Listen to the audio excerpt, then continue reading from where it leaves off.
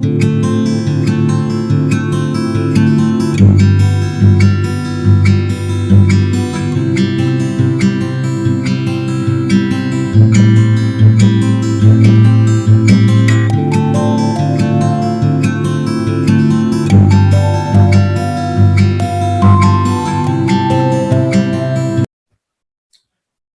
हम इसकी खाना नंबर 2 के लिए उसको हम समुद्रिक शास्त्र से अगर कनेक्टेड चीजें अगर हम डिस्कस करें, तो यहां वो लिखते हैं दोनों भावों की दरमियानी मरकज जो नाक का आखिरी हिस्सा है, जहां तिलक लगाने की जगह है, खाना नंबर 2 की असली जगह है। मतलब जो हमारा ये हिस्सा है नाक का, ठीक है, ये खाना नंबर 2 की जगह है जहां पे हम तिलक। तो हमारे जो ये चीज है दोनों बाहों के बीच में नाक का जो आखिरी हिस्सा है, ये वाली चीज है, ये हमारा खाना नंबर 2 है। और बाकी ये तिलक लगाने की जगह, ठीक है। इस माथे को इस बुक की जो लैंग्वेज है उसमें पेशानी कहा गया है, पेशानी। ठीक है। ठीक है ना, वो एक वर्ड है ना, परेशान क्यों हो गए हो, है ना। तो इंसान जब परेशान होता है तो यहाँ पे सिकुड़न आ जाती है ना माथे पे, ठीक है। तो कहीं ना कहीं ये वर्ड वहां पे भी कनेक्टेड है। जो बाकी मतलब ये जो तिलक लगाने की जगह है और बाकी का जो माथा है वो खाना नंबर 11 है, ठीक है ना भाई। ठीक है सर जी। जिसका जिक्र आगे भी मतलब खाना नंबर 11 में भी आएगा।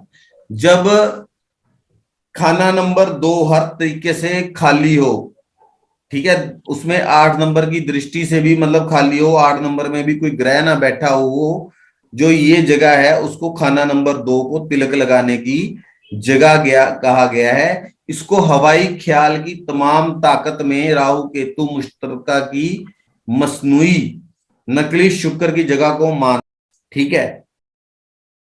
अगर हम एक ऐसे प्रोफेशन में हैं, हम ऐसा काम कर रहे हैं जहां पे हमें प्रैक्टिकल होना पड़ता है, वहां पे हम हवाई ख्याल की बातें करेंगे ना अगर, तो वो खराब हो जाएंगी, उसका कोई मतलब नहीं रहेगा, मतलब हम हंसी के पात्र बन जाएंगे। लेकिन अगर कोई इंसान ऐसे प्रोफेशन में है जहां इमेजिनेशन की जरूरत है, ठीक है, इंट्यूशन बोलते हैं ना हम, इंट्यूशन खाना नंबर 2, इंट्यूशन के लिए भी हम देख सकते हैं। ठीक है। ये भी हवाई हवाई ख्याल है ना। हम्म। हवाई ख्याल मीन्स समथिंग इमेजिनेटिव, हम कोई इमेजिनेटिव बात कर रहे हैं, ठीक है। इमेजिनरी, ठीक है। अगर अगर जैसे आप सॉफ्टवेयर में हो तो आपके लिए इमेजिनेशन एक पॉजिटिव चीज है, ठीक है। जी बिल्कुल। कोई इंसान अगर शुक्र से हम शुक्र जो शुक्र होता है, अगर शुक्र राहु और सूर्य का संबंध हो ना, तो हम चीजों को देखते हैं कि इसका फिल्म इंडस्ट्री से, सिल्वर स्क्रीन से कोई संबंध होगा, ठीक है। ठीक है ना। क्योंकि राहु हो गया आर्टिफिशियल, ठीक है। शुक्र हमारी हमारी इमेजिनेशन की पावर को, कला कला को रिप्रेजेंट करता है ना शुक्र, हम मानते हैं ये चीज। हाँ। तो कला कला में इमेजिनेशन की कितनी इंपॉर्टेंस है। हम्म। एक आप देखिए, एक इंसान है जो फिल्म डायरेक्टर है, वो हम्म। स्टोरी को सिलेक्ट करता है, फिर वो सीन को सब जो वो सीन को डायरेक्ट करता है, उसको पता है कि कैसे फेस एक्सप्रेशंस आने चाहिए, कैसी लोकेशन होनी चाहिए, कितनी लाइट होनी चाहिए, क्या क्या होना, वो कितने एस्पेक्ट्स को इमेजिनेट करता है, फिर वो उनको एक रियलिटी बनाता है, एक वर्चुअल रियलिटी बनाता है। आप सोचिए उसकी इमेजिनेशन जो है, थॉट प्रोसेस जो है, और जो उसकी इमेजिनेशन है, उसका जो लेवल है वो कितना हाई होगा, हम्म। वो किस हद तक इमेजिनेट कर सकता है, ठीक है ना, वो किस हद तक जो है इमेजिनेट कर सकता है। तो शुक्र जो है वो कला का कारक है। क्यों है? क्योंकि उसमें राहु केतु सम्मिलित हैं, राहु केतु रिस्पॉन्सिबल हैं हमारी इमेजिनेशन के लिए, ठीक है। जो नहीं है। देखिए राहु केतु क्या है, छाया ग्रह हैं, हम बोलते हैं ना छाया क्या है, जो होकर भी नहीं है। शैडो, ठीक है। ठीक है ना, हमारी शैडो है, हम्म, शैडो है, लेकिन वो आप उसको ना पकड़ सकते हो, उसको वो इनटेंजिबल है। ठीक है, ये लाइन बड़ी इंपॉर्टेंट है। खाना नंबर 2 में हवाई ख्याल की तमाम ताकत में राहु केतु मुश्तरका का मतलब है संबंधित, राहु केतु से संबंधित या मसनूई, मसनूई होता है नकली, आर्टिफिशियल, शुक्र की जगह को मानते हैं। इस खाना नंबर ये, इसको अगर हम स्पिरिचुअल वे में लें, अभी आप देखिए कि राहु भी इमेजिनेशन है, केतु भी इमेजिनेशन है। राहु को हम बोलते हैं कि ये मटेरियलिस्टिक है, डिजायर्स है। केतु जो है वो स्पिरिचुअल, उसको देने को, मतलब कि कट करता है। इन चीजों को हम केतु को इन चीजों का कारक मानते हैं। लेकिन इमेजिनेशन दोनों दोनों के लिए जरूरी है। हम्म, अभी देखिए आप समाधि में, मतलब जो हम मेडिटेशन करते हैं, उसमें क्या इमेजिनेशन का रोल है? हाँ बिल्कुल है, और क्या। यस सर है। हम इमेजिन ही करते हैं ना, भगवान को देखा किसने है? Right, exactly. कहीं वो ऐसे किसी चीज से कनेक्ट होना चाहते हैं जिसको देखा नहीं है। राइट, ठीक है, राइट सर। स्पिरिचुअल अध्यात्म को हम दिखा नहीं सकते। ठीक है। इंट्यूशन, इंट्यूशन एक है, इमेजिनेशन वर्ल्डली चीजों में इमेजिनेट करना, है ना। कोई स्टोरी है, किसी चीज को, ड्रामा को आपने इमेजिन किया, डायरेक्ट किया, लोगों को गाइड किया, वो चीज हो गई। एक हो गया स्पिरिचुअल इंट्यूशन, इंट्यूशन भी एक इमेजिनेशन है जिसका कि कोई लॉजिक नहीं बता सकता। ठीक। तो वहां केतु की इंपॉर्टेंस होगी। अब दो हाँ। तरह के ख्याल आते हैं, ये चीज आगे मैं कनेक्ट करूंगा। ठीक है, अब दो तरह के ख्याल आते हैं ना। एक तो हम मेंटली, हमारे जो हैं विचार होते हैं, जो हम दिमागी तौर पे सोचते हैं, कुछ चीजों को इमेजिन करते हैं, या हमारे दिमाग में एक विचार आता है ना। कोई काम करते हैं, हम अपने ब्रेन को यूज करके काम करते हैं कि नहीं। जी। एक ख्याल है जो दिल में भी आते हैं,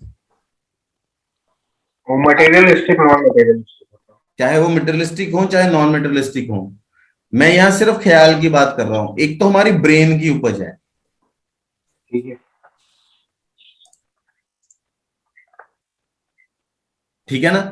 एक तो हमारे ब्रेन की उपज है, हमारे ब्रेन में, जैसे आपने पढ़ाई की, यू हैड डन समथिंग, है ना। आप स्टडी करते हो, कंप्यूटर पे कुछ करते हो, तो उसमें उसमें ज्यादातर जो ख्याल वाला हिस्सा है वो ब्रेन का होता है। उसमें जो आपकी मतलब थॉट पावर है वो ब्रेन की ज्यादा है। दिल का ख्याल आता है मेरे ख्याल से, फिर हम दिमाग से उसको, मतलब चीजों, एक होता है कि हम मान लीजिए आप अपना प्रोफेशन कर रहे हैं, तो उसमें फिर आप जो दुनियावी कैलकुलेशन उसमें पढ़ते हैं, फिर उस काम को करते हैं। जैसे आप नीले जी, आप स्टॉक्स में डील करते हैं, पहले फिर आप जो आपके पास डाटा है उसको कंपाइल करके सोचते हैं। वो लहरें जो क्या है आपके दिमाग की हैं, you have a logic behind that, है ना। बराबर है। लेकिन जो दिल की लहरें होते हैं, दिल के ख्याल होते हैं, उसके पीछे कोई लॉजिक नहीं होता। सही है। तो उसने बोला कि खाना नंबर 2 में हवाई ख्याल की तमाम ताकत में राहु केतु से संबंधित या मसनूई शुक्र, मतलब नकली शुक्र की मानते हैं। आनंद, शुक्र, शुक्र इज द कारक ऑफ असीम, जो आनंद मिलता है।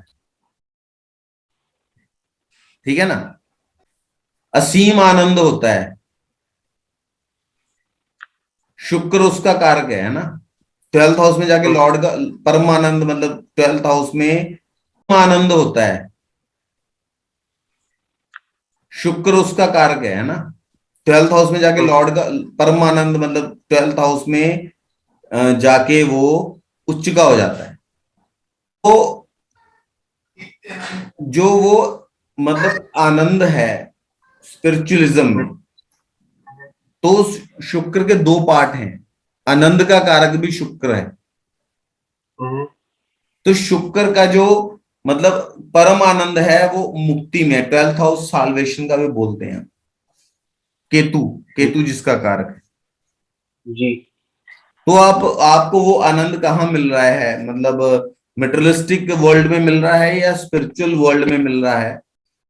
तो इसीलिए शुक्र के दो कारक हैं, one represents the materialistic things and one represents the spiritual world. Got it sir. तो इमेजिनेशन दोनों तरफ जरूरी है। अगर लाइफ में यहां हवाई ख्याल, वो नेगेटिव सेंस वाला हवाई ख्याल नहीं है कि ये तो हवाई ख्याल ही बनाता रहता है, मतलब करता धरता कुछ नहीं है, फिर भी वो मतलब एक इमेजिनेशन की दुनिया में रहता है, तो वहां भी मीन्स उसका शुक्र भी खराब है। ठीक है। शुक्र रिप्रेजेंट्स योर इमेजिनेशन। अगर आपकी इमेजिनेशन डिस्टॉर्टेड हो जाएगी, आउट ऑफ कंट्रोल हो जाएगी, तब भी वो शुक्र को मतलब वो करेगी। उसमें इन्वॉल्व क्या है, राहु केतु भी इन्वॉल्व है। ठीक ठीक है। है सर। ठीक है। अभी आप देखिए, हमने ये स्टोरी सबने सुनी है कि जब अमृत बट रहा था तो सभी देवता लाइन में बैठे हुए थे, तो जो राहु हैं, राहु देव को मतलब उन्होंने बोला कि मुझे भी अमृत मतलब पीना है, तो देवता बनके जाके उस लाइन में बैठ गए और उन्होंने अमृत का पान किया। इसमें आप बता सकते हैं कि सबसे बड़ी जो खूबी है, कोई प्लस पॉइंट आप राहु देव में देखते हैं, वो क्या है? वो ये है कि वो कितने भी नेगेटिव तरीके से हो, बट वो कुछ ना कुछ छल कपट करके या तो कैसा भी कुछ भी करके अपने आप को सुपीरियर जगह पे ले जाएंगे, ऐसा नहीं मान। नहीं, यहां देखो कि राहु देव का फोकस कहाँ है। सभी नाच गा रहे थे, वो मोहिनी रूप में थे, सभी अपने मंत्र मुग्ध हो रखे थे राक्षस, लेकिन राहु देव का फोकस अपने टारगेट पे ही था। ओके। था ना? जी। तो रहस्य रहस्य फोकस, इन चीजों को देख लेना जो कि दिखाई नहीं दे रही, टू लुक बियॉन्ड, मतलब आगे भी, मतलब देख, मेरी बात को समझ रहे मैं क्या कह रहा हूं? जी सर। मतलब विष्णु भगवान मोहिनी रूप में थे,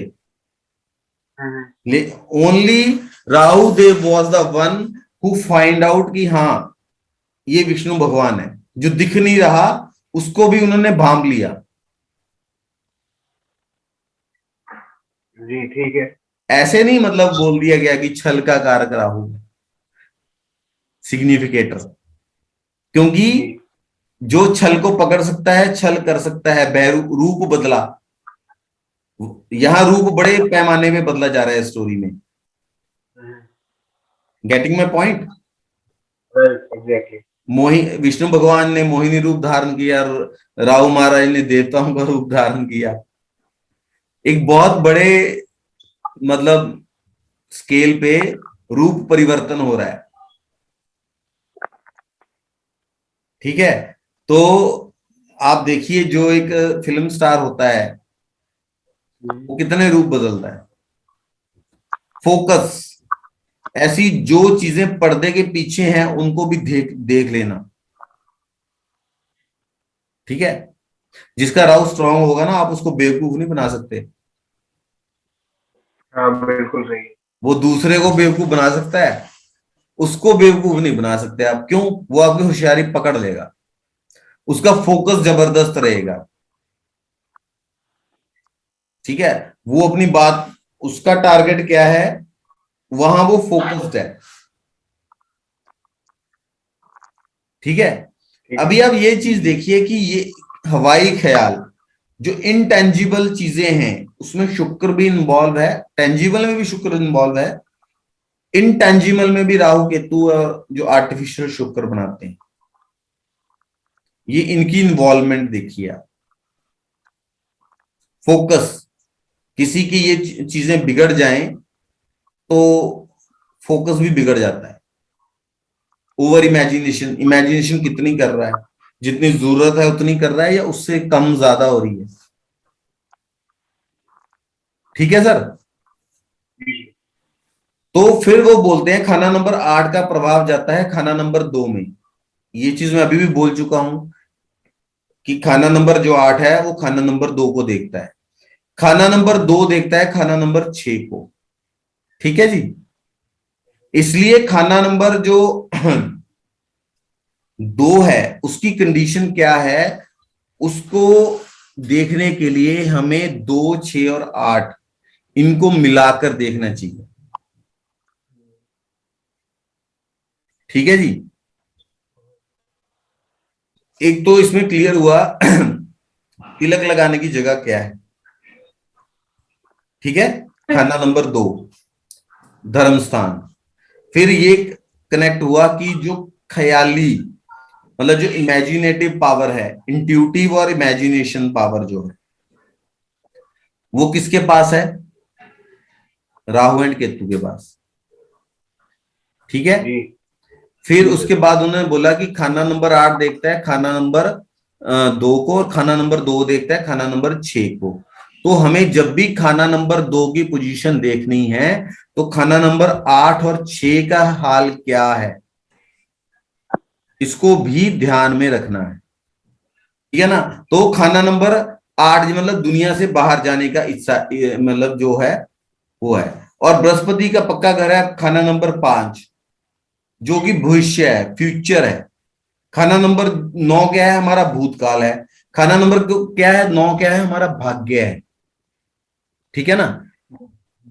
हमारा भाग्य है, हमारे पिता हैं, पिता हमसे पहले आ चुके हैं। हमारा भाग्य क्या है, हमारी प्रोटेक्शन है। हमारा भाग्य क्या, हमारी प्रोटेक्शन क्या होगी, हमें कितना भाग्य मिलेगा, जितना हम पूर्व पुण्य लेकर आए।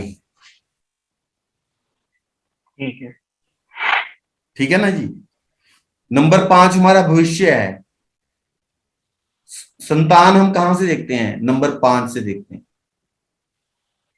हमारा मेरा भविष्य क्या है, मेरा बेटा, मेरा बच्चा जो नेक्स्ट होगा, माय फ्यूचर। हमारी हमें फ्यूचर में लेके जाने वाला, मेरे डीएनए को आगे लेके जाने वाला कौन। फिर उन्होंने बोला कि हाँ जी मैडम, निशा मैडम कुछ बोलना चाहते हैं। नहीं सर, मैंने म्यूट खोला है सर। ठीक है। जो वर्तमान जो खाना नंबर 1 है, खाना नंबर 1 को वर्तमान बोला है, आज। ठीक है। और बंद मुट्ठी के ग्रह, बंद मुट्ठी के ग्रह हमने पहले भी किया है, 1, 4, 7 और 10। ठीक है।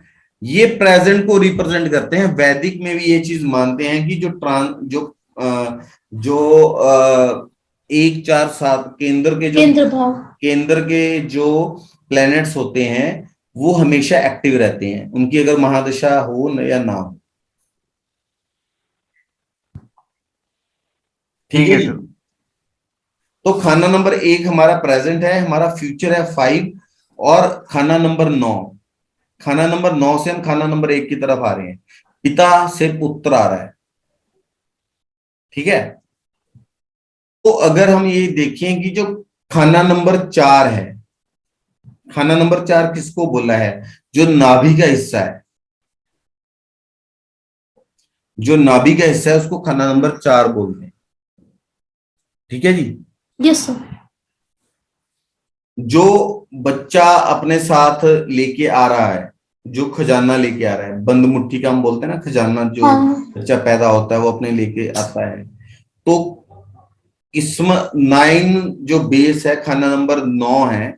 अगर हम नेक्स्ट स्लाइड में जाएं, खाना नंबर 9 जो है वो खाना नंबर 2 का बेस है। खाना नंबर 2 जो है खाना नंबर 4 का बेस।